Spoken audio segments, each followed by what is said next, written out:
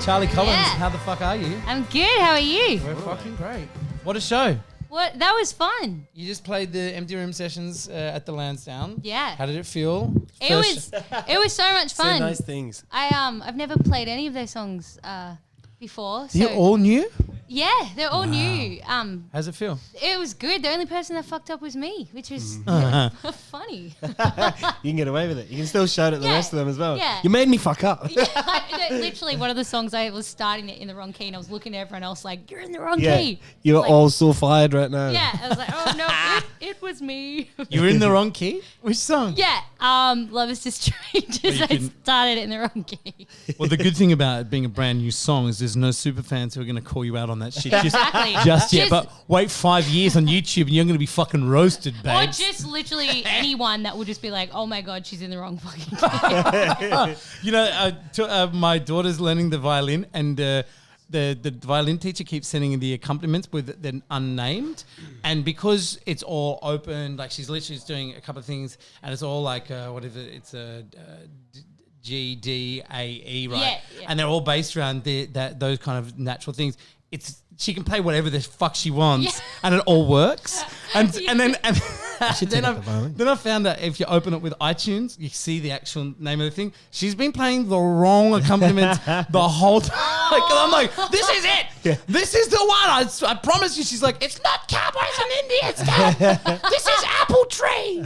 Oh my So, god, that's amazing. I just hope that it's a key that works. It wasn't, but you know, We didn't notice. We were like, if you guys didn't notice, it's fine, cool. yeah. I also Almost got such an ear for forgot that the lyrics stuff. to another song and made them up on the spot. I did a bit of freestyling, which was That's beautiful. yeah. got My brother inner- does inner that a rap lot. on. My brother does that. He doesn't know the words to his own songs. It's a lot quite of- a lot It's of so words. funny, like you write a song and then you just forget it. So- Like I freezed. I'm always amazed at that. Yeah. A musician's ability to do huge concerts, especially some who get really fucking wasted, whatever. Like, Yeah. you know, an hour and a half of just word for word, just perfect. Yeah, it's pretty nuts. That's actually the only time I've ever forgotten the words to my songs. I think it's because it was a new one. And I Yeah. kind of wrote the words on the spot in the studio, so they Yes. hadn't really sunk in. Yes. Yeah. What's Anyway. it like playing new music untested before a crowd and now with no crowd, just a couple of cameras? And new band is saying. Some new people in there. It was exciting. It made me really excited to like actually play these songs for people. Not that you guys don't count. You're people, I think. We'll let this be the judge of that. No, it was really freaking cool. It was like gave me a little rush and a little bit excited in my Yeah. pants. When's the last time you played? February. Wow. Yeah, I know. But you've been writing through this period and you've been recording an album Yeah. through this period as well, right? Yeah, which was nice. So I made a record, which was really exciting. So these songs are all on that, and it was nice to do that. Still be creative when you can't play for Yeah. people. I think it's happened a lot. A lot of people. I had a conversation with someone today about that. Like, a lot of people go in different directions during this time. Some people. I think it was about the whole people. Some people being unwilling to come back to work Yeah, because yeah. they've got a bit of an easy time, and some people really like have taken such a great view of it, and you know they've gone back to study or taking a career change because they realized that they were fundamentally unhappy in what they Yeah. were doing. And other people have just got really self-indulgent and be like, "No, I'm just gonna work on my music, man." It's like, I'm like, I don't know. I think I don't know about I that. think it's like been a nice time for people to just like slow the fuck down Yeah. and like have some you time, me time. I think it's been a Yeah, nice thing. the whole world's been humbled. Yeah, And that's a very nice yeah. thing. I mean, besides recording a record, I definitely haven't been creative besides that at all. I adopted 2 cats, and that's pretty much been my life, is watching them eat shit and How are they sleep. going? Eat shit. I think And it's, sleep. I got 2 cats and thought it'd be great, and I actually gave one away to someone else. And No. oh, she was very much what? loved them. Oh, he was so annoying. He was fat. His name was Frank the Tank. Oh. He was obese. He was like a He had dog. to go and die. He's Did like he a dog. actually? He wasn't like, Like a a dog. dog. Oh. He was like the world's worst dog if he was a Our fucking dog. cats we got lucky. They're one of them has one eye, Elroy, Yep. but he's like super sweet. And then Dylan, the little girl, they're like both like humans. They're just so cuddly and like Definitely neat. cats, though. Oh well, yeah. I mean, I Someone- treat them like children. I literally bought her little sweaters and like I did dress them not. up. Yeah, You know, I that, know. you know they come with sweaters, right? No, I'm that person. I'm So someone said to me once, because I turned up at a friend's birthday a bit late, and I was like, fucking cats, and I had to feed them, and they're like so needy. And the guy just looks at me and goes, mate, if a cat could text you, it would. And I was like, yeah, you're right. but I reckon a cat would be the type of person that would text you, or you would text them and then leave you hanging for a few days. Like, 100%. yeah, they would just like let you sizzle on it for like a few days and then be like, Sizzle. okay, dot. Yeah, I've got it. My other cat's a Bengal, and they're like the loudest meows I love ever. Bengals. It's really, he's pretty fun, and he just wants a bit of attention, but he's so loud. And they've got a Really? really loud meow, and he'll just be at the door like meow, and it's like every 3 seconds for like an hour.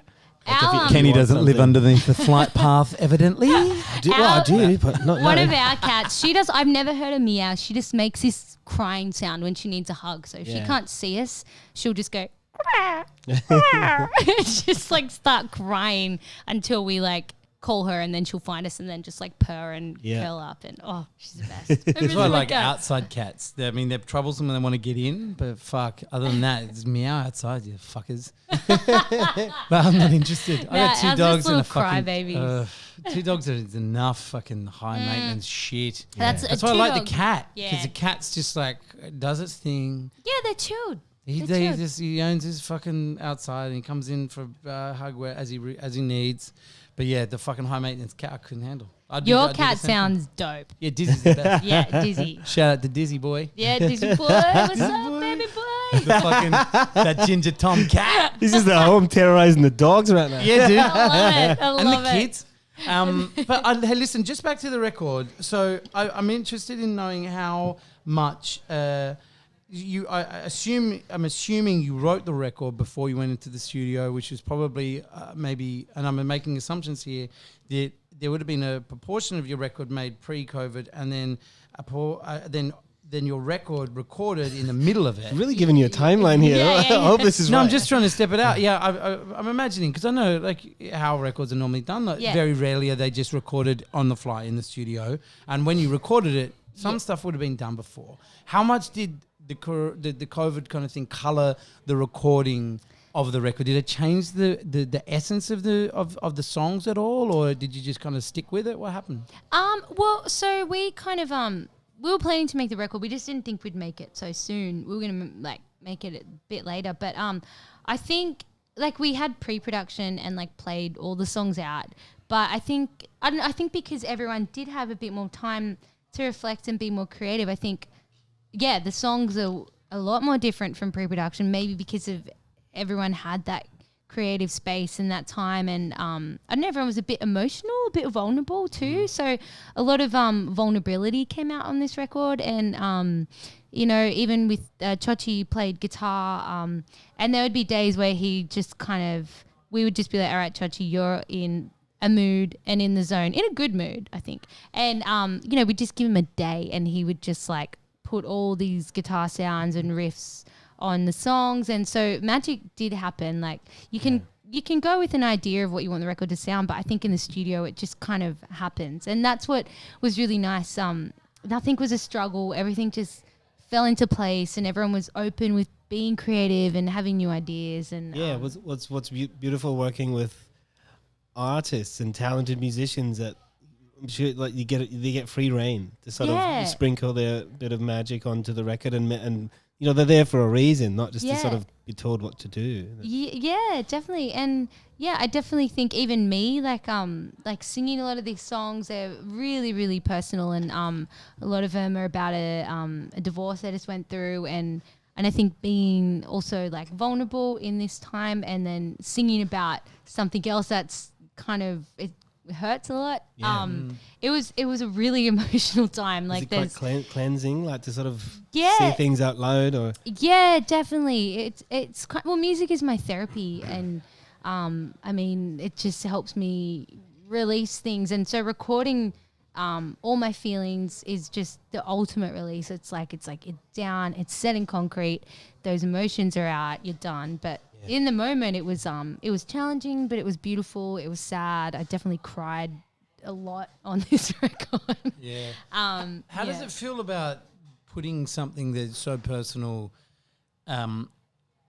into the public record and putting a full stop on it?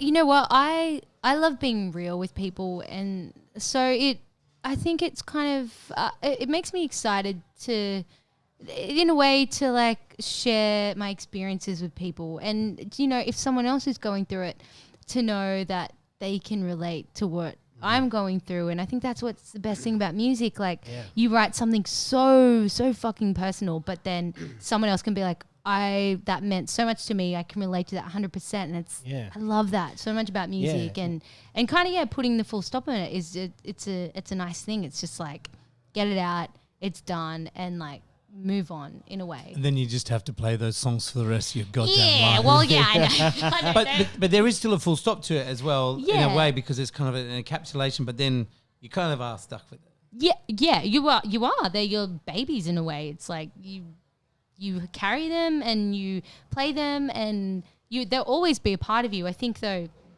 with I think recording and writing these songs, it's more just like it's a release. There's nothing built up or held in, and it's like it's all out in the open. Everyone's gonna know about it, and then you just kind of carry it and you wear it.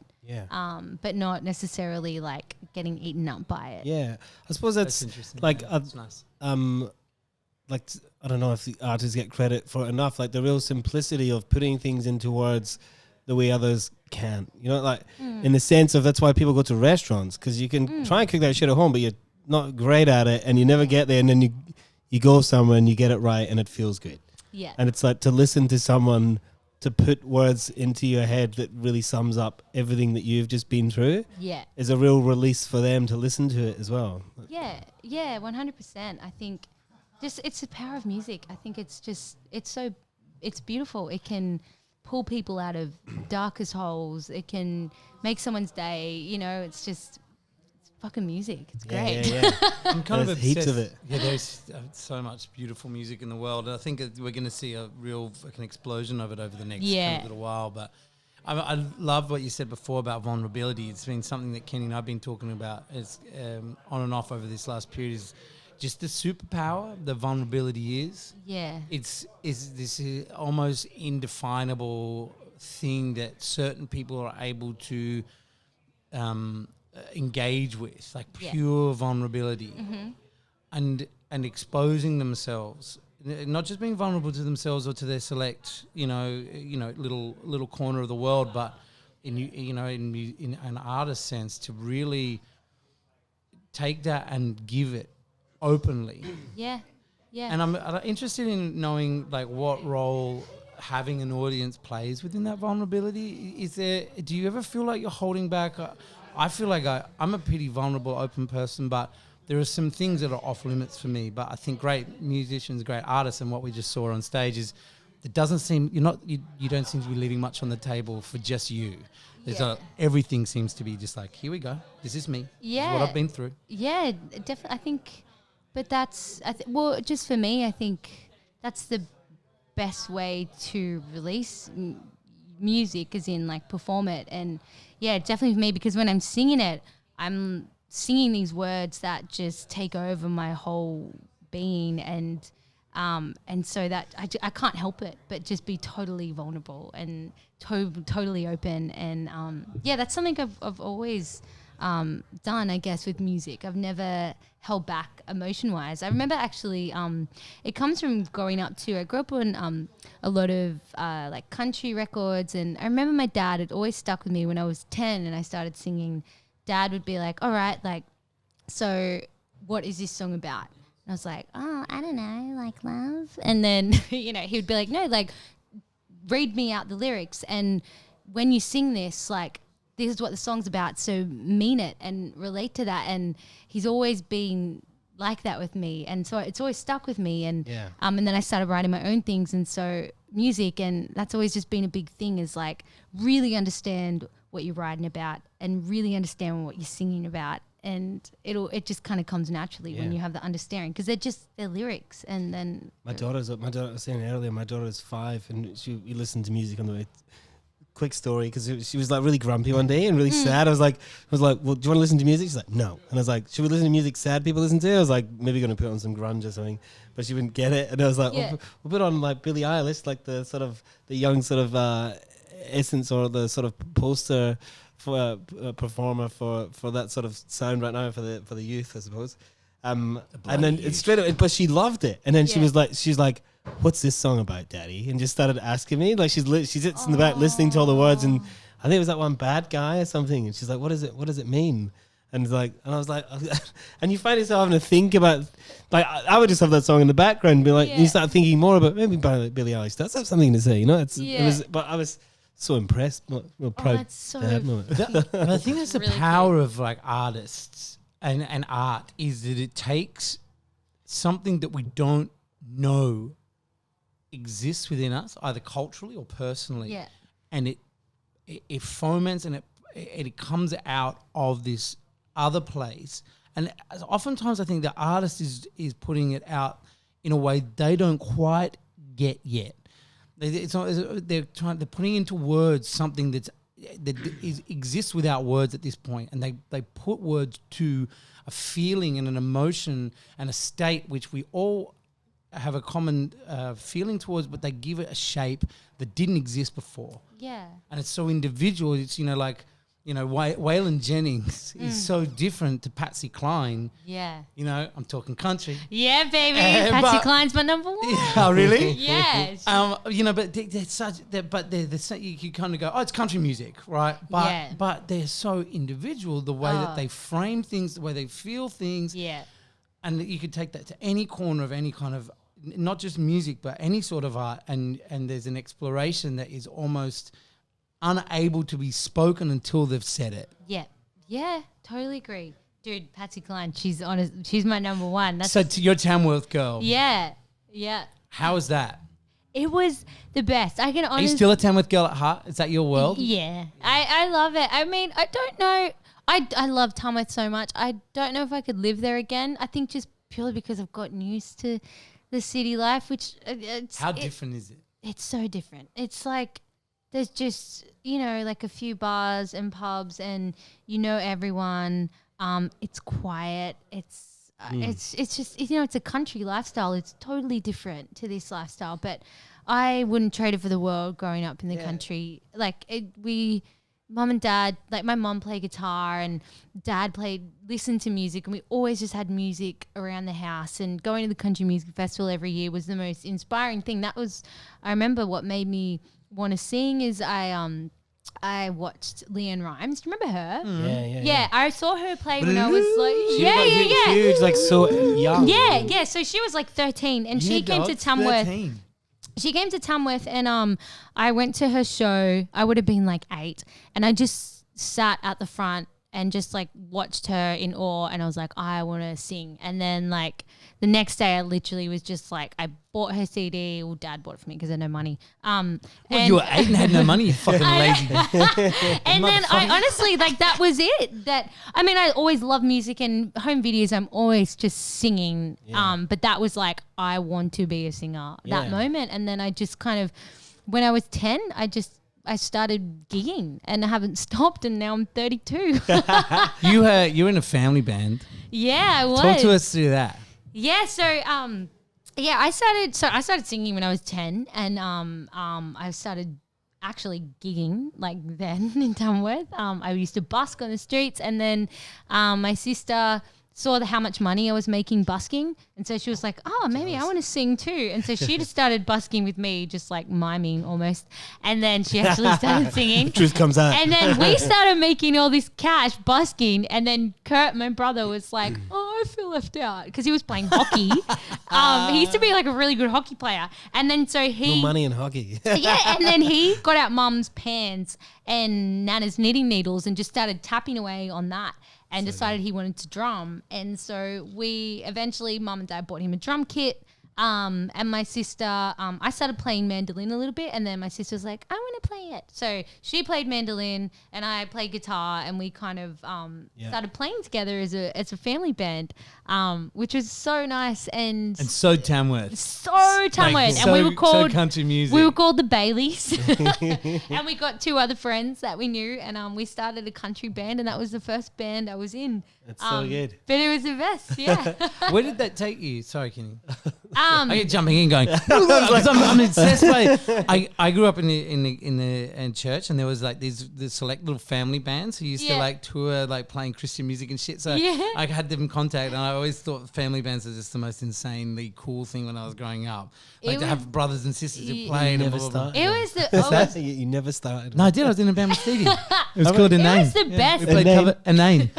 Yeah, we played cover fucking songs. Silverchair fucking record. It's Silverchair songs mostly. So good. It was amazing. No, it was honestly the best. So we played together. I mean, we did gigs, and I'm talking gigs in Tamworth were like 3-hour pub gigs, 3 to 4 hours. That's wild. Yeah, so that's what the Aussie pub will do. They create bands. So like that's what I grew up doing when I was fucking like 12. Yeah. Wow. 3 to 4 hour gigs, and you're playing covers, you're playing to a bunch of drunk people yelling K-San at your face, and like to 13, 14-year-old people again. Yeah, seriously. Play K-San, I had to get like seriously. Fuck off. I know. I was. Yeah, you're like fuck off. I think. Sorry, Fuck off. Mom. No, my mum and dad would totally be okay with that. But like, I had to get escorted on stage because I was fucking 12, and then I'd go to school the next day reeking of cigarettes because you could smoke in pubs and bars and stuff then. I know. The glory days. Bring it back. It was like I was living a rock and roll lifestyle when I was 12. It was like by the time I turned 18, everyone was like, are you going to go out? And I'm like, you know what? I'm kind of done. I just want to chill because I've already been in bars and stuff. But no, it was fun. Like I loved playing in a family band, and we then went on to like, we were called Chasing Bailey, and then we we toured with like an artist called Dwight Yoakam, which was like amazing. We did this whole regional tour around Australia, and we did some cool stuff like Gimpy Muster and Denny Ute Muster, and dude, I wanted to go to the Gimpy Muster. It's sick. Yeah, we did that like twice, and it was so much fun. It's an Australian musical thing that I wish that more young Australian bands did. I remember the year we went, it just was pissing down rain, and everyone was just like in their cowboy hats and dryzer bones, and literally I turn around and all these dudes are just on like wheelie bins and just mudsliding down to the main stage, and like everyone's just knee deep in mud, and it was like drinking Bundy, and it was like, it's the best vibe. It's sick. What is it? It's just a mad country music festival. Like, and where? Gimpy. In Gimpy, okay. In Gimpy, yeah. I don't know that. Where is that? It's fucking. I'm gonna say Queensland. I don't know idea where it is. Nobody does. I don't know. It's I've been in in Queensland, right? Yeah, Queensland. But it's so much fun. There's so many great country music festivals. But it seems so divorced from like, okay, so we're sitting in the fucking heart of hipsterdom in Chippendale in the inner west in Sydney, right? Yeah. At the Lansdowne Hotel, and we're full of fucking, young punk bands and like indie bands, and I really just wish so deeply that they would connect with the musical heritage that this country has, which is the Cold Chisels and the fucking and the Gimpy Musters. Yeah. Those parts of the world, which, the touring of I talked about this last couple of podcasts ago. I can't remember who it was, but the idea, like, Flame Trees was written by being on the fucking road. There was an affinity with the wide landscape of this country, which has its own fucking character, as you must just wear so deeply within your world because of Tamworth being in the country. Yeah. I just wish so deeply that was still a part of the way you got it done in Australia. Right? Like back in the day, they just would tour like everywhere, go to like little bars and pubs all around the regionals, and like they just really did it. Like in excess, like Chisel, like they just got in a van and just drove around Australia, It doesn't exist. It's like, No, if the you band tour does it, here they'll and do it's- like Melbourne, Sydney, Brisbane, Yeah. and then they'll fucking play Manchester Literally, in England before they play Yeah. Perth or Hobart. Yeah, or I'd be like, something. I'm on tour. And I'm like, well, I mean, I'm just playing on the weekends, but I'm on tour. Yeah, and yeah, come home every night. the character building, and also if you really truly believe in that an artist is never off, that they're always swallowing their experiences and forming it into art, then these things, I wish that the Australian music community somehow had a part of who we really are outside of the fucking 4, 5, 6 cities that form the East Coast fucking touring circuit, and that there was a little more fucking character. Yeah, because I think it would only do good. 100%. One of my favorite tours I just did was with Casey Chambers, and there was like 30 What dates. a legend. Oh, I love. What a beautiful person. She's one of my favorite humans in the world. Best dude I know. But it was so much fun. We did like 30 dates, and it was all regionals, and it was so much fun just going out to towns that I've never even been to before. And like, you know, it was on it, and it was the first time I've actually played by myself. It was just me and my acoustic guitar. And I actually remember before, like I got the tour and I was with my partner. This is really personal, but I'm going to tell you guys. But I was like, I've never played by myself, and me and my partner broke up, and I rang Casey and I was like, dude, I don't know if I can do this tour.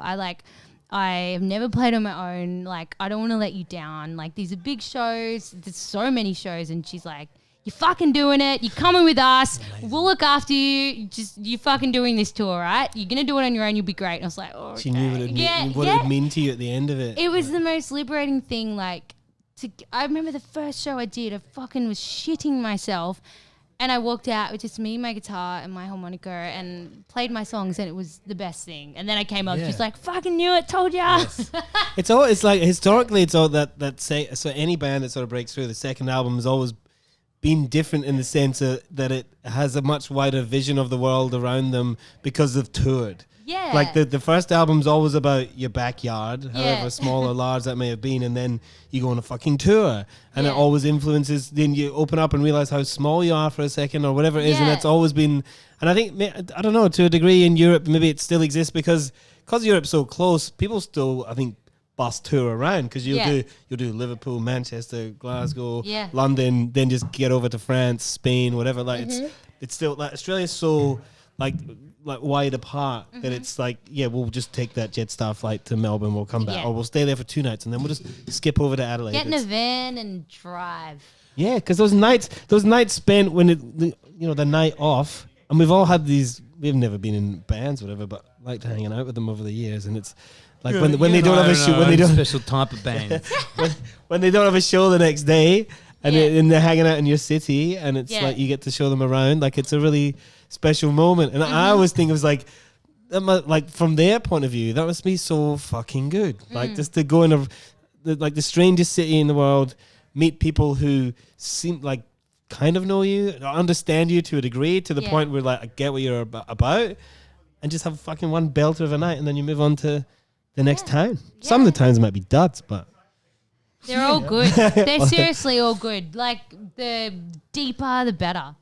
Well, it's that idea that like you scratching the surface of a nation if you just see the big smoke, because in this day and age specifically, more than ever, you could close your eyes in a pub and be in New York, London, Sydney, San Francisco, Berlin. Yeah. You're drinking a fucking beer and you're drinking natural wine. You listen to listen to the Black Keys. But when you go to fucking Lightning Ridge, man, I tell you, it's like they're outposts of Australiana, and I'm not glorifying any part of it. I don't know enough about it, but I tell you what it is. It's real, and it's different. It is, and I think it's important that we know what it is, and who we are, because like the city, the towns I'm talking about, these are names on a map, and I've spent limited time or no time in these places, but I have travelled enough in the interior, and I grew up for a few years in a country town, in a mining town, Singleton, on the way to town. Oh yeah, I know what Singleton is. I was just talking to Kurt about it. No way. His first job was at Tamworth Macca's. Mine was at Singo Macca's. Yeah, boy. I loved it. Yeah. And your sister said, she's like, I was there yesterday. My wife's from. We're always a Musselbrook Macca's Fuck yeah. I know. It was just like a little bit too close to Tamworth. We'd be like, oh, we're in Singleton. We'll just wait till Musselbrook. My wife's from Canada. Her first job was at Canada McDonald's. I remember, and her. Macca's. Yeah. But she's got like she's one of four. Another sister lives here. As brothers in WA, and the littlest one, she still lives in Canada. And they moved to her because her husband, they've been together forever. And they moved to they're moving out of the town was to move to Tamworth. Fuck yeah. And they got like they lasted like you know what? I think Tamworth like 6 to 12 months. So and they were like, we're going sick. back. There's so much now. Like I went back like when did I go? Like a few months ago, and there's like heaps of cool bars and cafes. Like Tamworth is hip. But it is like I mean I grew up in the country, and it's like the country is an atmosphere and an environment, and like the real sort of the backbone to who you are as a person. Like for me, like I moved to Edinburgh first, and now Sydney for years. But like big cities, what they provide are beautiful minds, and like you meet people that inspire you, or that maybe that's completely off a different plane, but it's like that you've got something in common or something that intrigues you about them.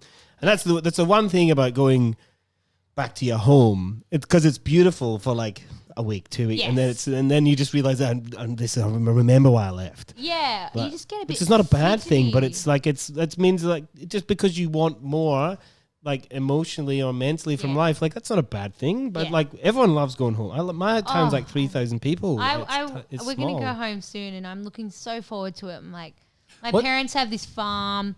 Like they, mum will whip out the guitars, dad will fucking whip out the drinks, and we all just get drunk together and jam by the fire, and it's like What's the highlight for you about going home? it's honestly, you know what? It's eating my mum's curry. Seriously?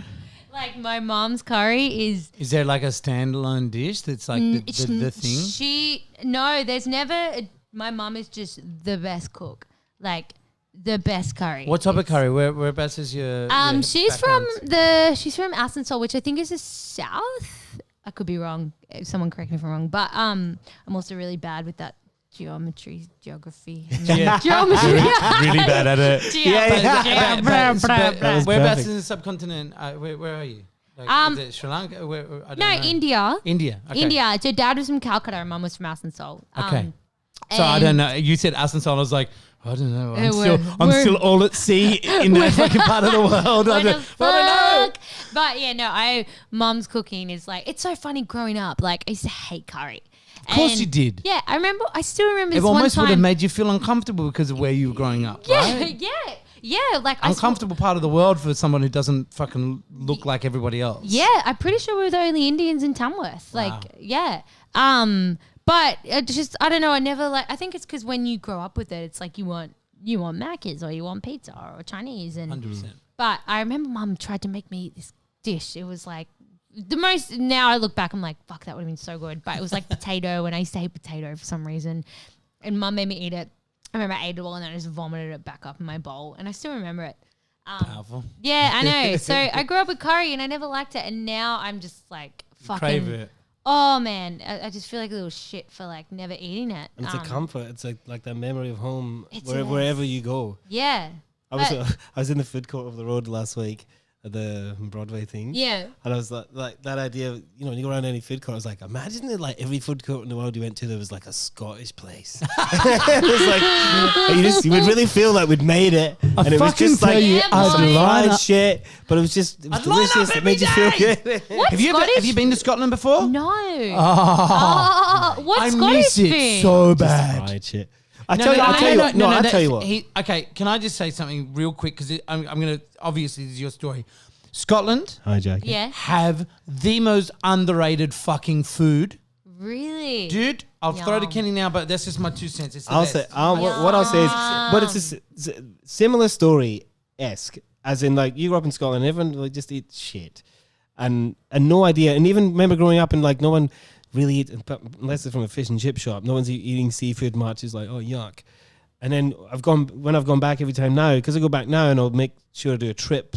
No, it's like when you're at home, you never go to the places you just think I'll always get there. You never do it. Exactly. So now when I go back, we went up to Isle of Skye, like Isle of Harris, like all around. And it's the seafood in Scotland is out of control. Oh, Like the that's lobsters, the mussels, the oysters, like salmon, like all that shit. It's like it's out of fucking. I went to like a fancy chip shop. It's down on the shore of Edinburgh. I can't remember what it's called. It's like a famous sort of seafood chef, and this fishmongers from Edinburgh have started it. And you can go and get fish and chips, but then you can get like the seafood deep fried platter. mustard. It's like crab. No, I don't even do that. I had a pint of Guinness and like crab claws, oysters. It was razor clams. Yum. It was out of control. It was so delicious. I think what lets Scottish cooking down is its bravery in just being what it is. Yeah. And we try too hard to sort of fulfill an expectation. I went up to this place in Skye, Three Chimneys. It used to be it was Scotland's first Michelin star restaurant. It didn't have it when I was there, but it's still fancy. And had like scallops, Scottish scallops, delicious, with a fucking honey and mustard dressing on it. And I was like, what the just cook them perfectly and shut the fuck up. Like that's all you needed to do. It's all you needed to do. But it lacks that bravery because they're like still caring for. Of course. She was looking for them before. She had them the whole time. Oh, Yeah. I was haranguing her earlier. But why I love Scottish food so much? I fucking love haggis. It is so what's delicious. haggis? Haggis is like the pluck. So like I've got crumbs of tobacco, by the way. Oh, you do your. No. I'll roll you one too. Yeah. But I'm just saying it'll be a really. share. Oh, see. Oh, the little crummy ones. Yeah, it's when it's like you my favorite. sprinkle it Hot rocks. on. I smoked like 3/4 of Genesis, the book of Genesis, with white ox scraps. Oh my god, you. When I was in my early 20s, so scraps are fine with me. I would run out of Talios and just smoke the Bible. I think I've done that before too. I've Did they smoked make the tea papers like that before. for a reason? yeah. very And see what they slim. made they made the pages of the Bible that thin for a reason. Yeah, that's what I mean. I've smoked tea before when I've been desperate, like green tea. I don't recommend it. It's so bad. I used to put Makes tea your in whole joints. mouth numb. You fucking desperado. We put Yeah, tea in fucking- joints. Tea and joints. For sure. Actually, the best thing. So Can we get back to deep frying haggis? no. The best thing. Wait. Whoa. So What was I covered that? my mouth. It was a sneeze. Yeah, no, but what did it, you sound like It's a little muppet? squeak. That's my sneeze. No, the best thing is, so I'll tell you a funny story. There's these, my mum used to get these cigarettes imported from like her cousins in India, and they're called biddies. Have you heard of biddies? Mm-hmm. And then these Indian cigarettes are so strong. It's like tobacco wrapped in a leaf. And me and my friend, we would steal them out of mum's cabinet and go to parties, house parties, when we were like teenagers and like sell them as drugs. How much are we talking? And like people would be like, "Whoa, man, that's just strong." And be like, "Yeah, it's good shit." Imported from India. Yeah, duh. But like, I'd sell it like fucking like $1 a cigarette. You get a head spin for a cigarette. Yeah, when I was because age. it's so But strong. You just puke your guts up from that head spin. There's nothing enjoyable about it. Yeah, so I remember everyone the would first time think I they were smoked a so cigar. high and stoned and it was just tobacco. Like, First time I smoked a cigar. You don't inhale those fuckers though. oh, you no one told me inhaled. that. I was like 18 years old, being all like, "Thank you," being all like, "Oh yeah," but just smoking this, like, and it was like a Panatella or something. It's like a fucking $6 fucking cigar from Coles. Oh. And just Nick sucking them it up. and just being like, and I didn't even drink that much then, and just puking my fuck. We did as well. We used to nick them off my mate's dad. He smoked I don't know, those real generic brands. They're not that strong, like Hamlets, whatever they're called. If we'd run out of ciggies, this has been probably like 15, 16, you run out of ciggies and then we'd just pinch them and share one. But you totally inhale it because you had no ciggies. And just doing Get that, a buzz where you can. doing that is not going to work. And we I remember we used to get left, we'd always buy a 10-pack of ciggies. We get 10 packs in the UK to go and smoke. You just fucking taking a selfie? I'm taking a photo because my friend's like, "Where the fuck are you?" So I'm like, "Oh wait, here we go." Yeah, take a fucking proper selfie with us. Hey, we can generate lots of selfies here. All right, let's talk a little bit more about haggis. So we'd never go.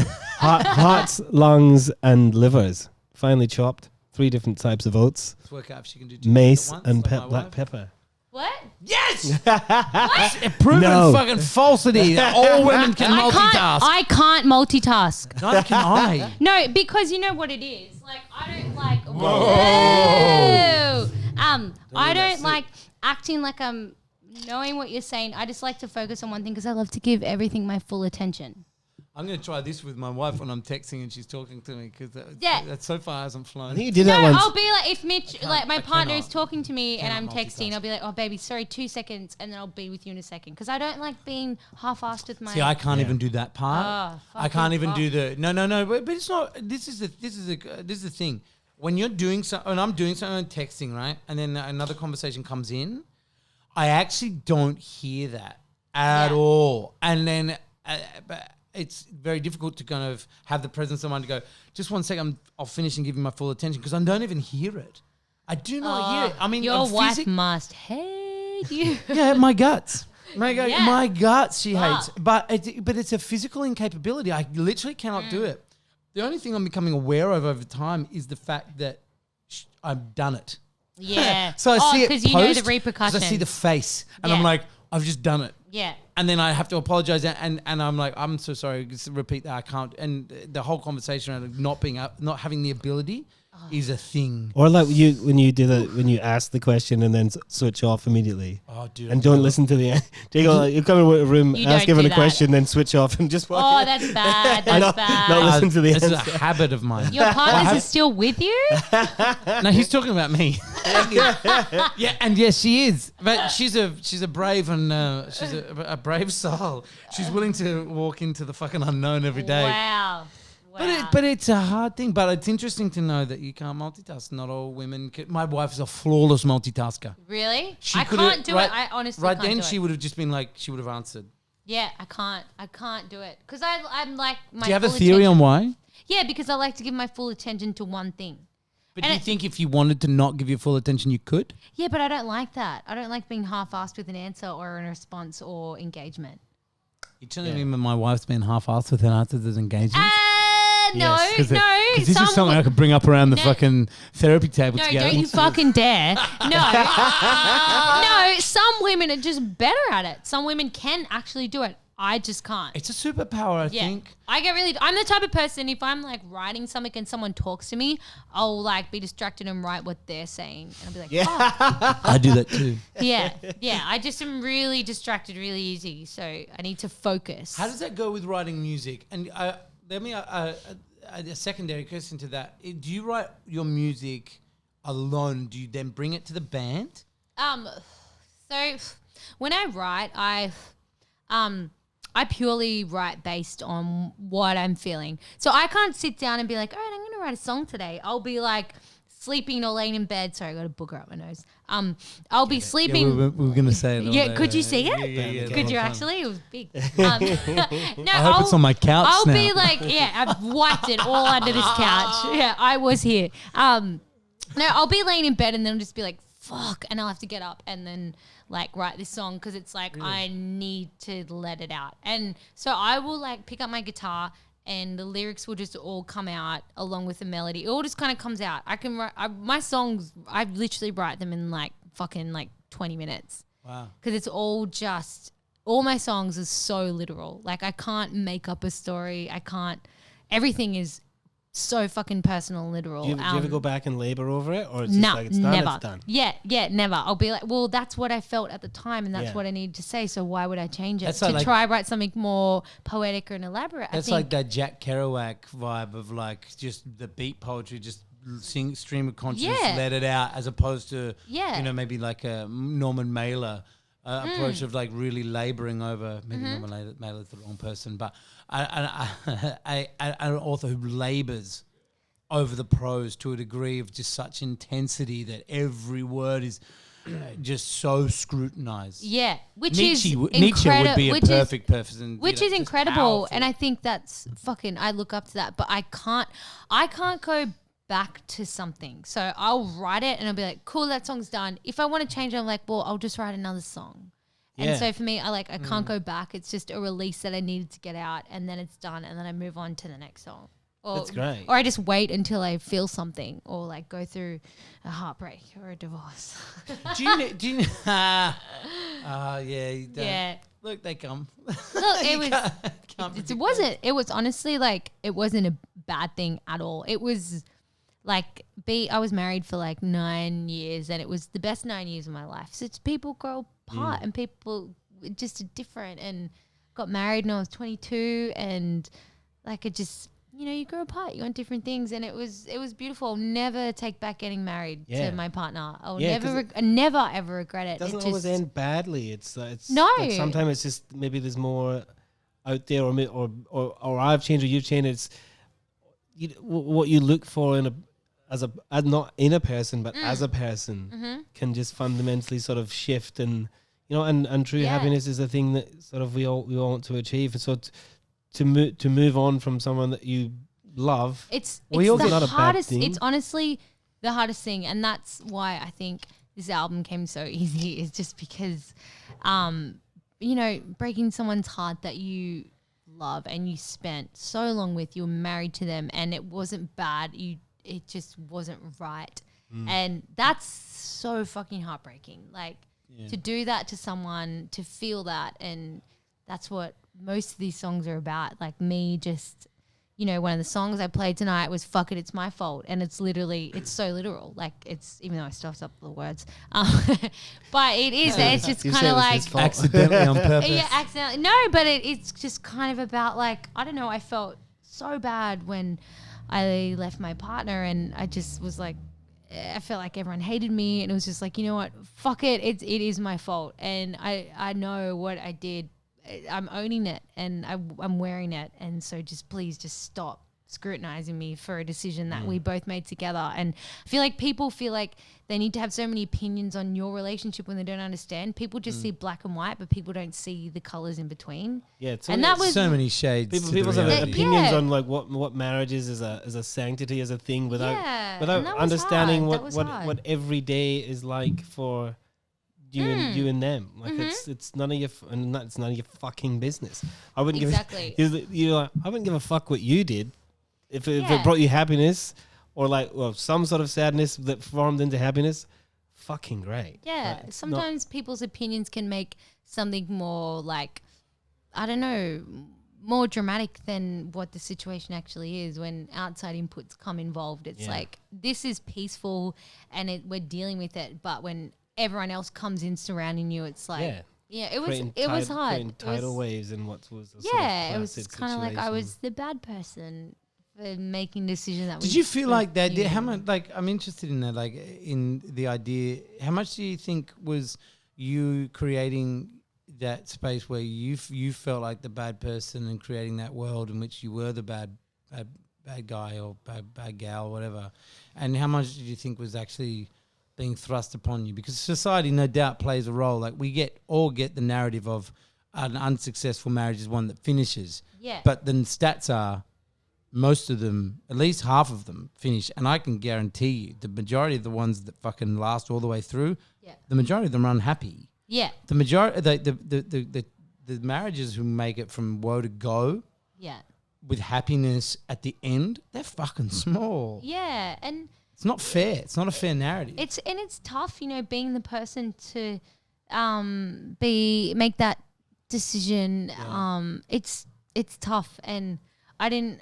I knew it wasn't right, and it's hard to be that person that calls it out. Because we could have just kept going and stuff, but I knew there was more, and I knew it just wasn't right for now. It was right at the time, and it was beautiful and amazing and the best marriage. And like I said, I wouldn't take it back for the world. The present doesn't fucking wipe away the past. Exactly. It really doesn't. And it's just, we just grew. I was 22 and we were young, and we grew up. We grew up a little bit, and we changed over time. And I know I changed a lot. Like, I found myself only when I was 30. I went through a really rough time in my 20s. I was so lost and didn't know who I was, and trying to find who I wanted to be musically and just as a person. And and he stuck with me through all of that fucking shit. And so I think that's what I feel a bit bad, is like, he kind of saw a lot of the bad parts of me, and now I've found myself, and I've moved on. And that's what kind of I feel a bit shit about. Ain't no saints in marriage, though. I'm sure you saw plenty of hard things from him too. Yeah, I know. It was kind of great. Oh my God, you're painting yourself in the corner here, no, Charlie. I was a bit of a fucktard. I was a fucktard, But I just you know, I don't know, when I hit 30, I just kind of, I grew up. You know, I found myself. I knew who I wanted to be, and I ain't done that. I'm just doing that now, I think. 30. No, I'm not fucking with you. I got 2 kids. I'm just working this shit out. You know, now. I've been playing music since I was 10 years old, and I'm 32, and it's like, it's been a fucking hard road. Like, what I grew up doing to doing it now, you kind of get to a point where you're like, fuck, what am I doing? And I don't know. It was just, it was amazing. And I love that I've been playing music fucking all my life pretty much. But also it is kind of tough, you know. You question things so much. You question who you are. You question what you're doing. And, you know, I just realized I can't really do anything else besides music. So, and it's, it takes a while to figure that out. That idea of what we touched on earlier, like it's the when leaving home or leaving the small town environment, it's the minds that sort of inspire you. And that's, you know, meeting people that, you know, are willing to grow, are willing to give up, to move on. It's like, it's not a bad thing. It's not a bad thing. It's like you could, you know, like you say, you could keep going and it might escalate into a much worse thing, or holding back of each other, or, you know, this never fulfilling potential. And when you sort of, when you just break it really down, like break it down to its core, it's important to sort of search for true happiness so you can bring it to yourself and to others. Otherwise you'll, I don't know, sort of, it'll be more kindling than real fire. Yeah, I'm so fucking happy now. That's fucking great. I'm so happy. I'm so in love. I'm so happy for you to be so happy. Yeah, it's just like, I don't know, I found like my person. It's like we are just the same. Well, your person now in this new life. In this new life, chapter, and he's just like, he's and made your brother me. hates him, he said. He's made me better. He's very handsome. No, your brother said he hates him. Yes, it is. It's not I handsome. thought you said he's handsome. we No. didn't say anything like that. Well, he is handsome, but yes, my brother did hate him. But also, earlier, she's like, "Oh, but he was being the protective brother because he didn't know what was happening. He was overseas when I was going through my whole breakup, and so he was like messaging my partner, like, "Stay the fuck away from my sister," and like stuff like that. Oh, for real? Yeah, for real. Like he was fucking like so off it. But now he obviously saw us together, and he's like, "Oh wow, she's so happy, it was so wrong, so in love." And well, that's fucking beautiful. It's a really beautiful thing, and I don't know. We kind of got to wrap it up because we watch this time, and these cameras have got X amount of minutes on them, unfortunately. So that before they tell us to shut the fuck up. But we want to thank you from the bottom of our hearts for coming to do Empty Room Sessions. Thank you and for opening up so much. That was a really beautiful conversation. I really enjoyed that. It was beautiful. I've really opened up to you guys. Yeah, you did. I should drink wine a lot more often. With us. we should talk about the fucking opening doors of people's hearts. Let's do part 2 off mic. Yeah. No, let's do part 2 on mic another time. Would you come back, please? Yeah. I'll show you my life now. Please, that'd be amazing. Yeah. Thank you so much, Charlie. Thanks for having me. Fucking Thanks, cheers to guys. you. Cheers. Love ya. Cheers to that. Clink, clink. Boom.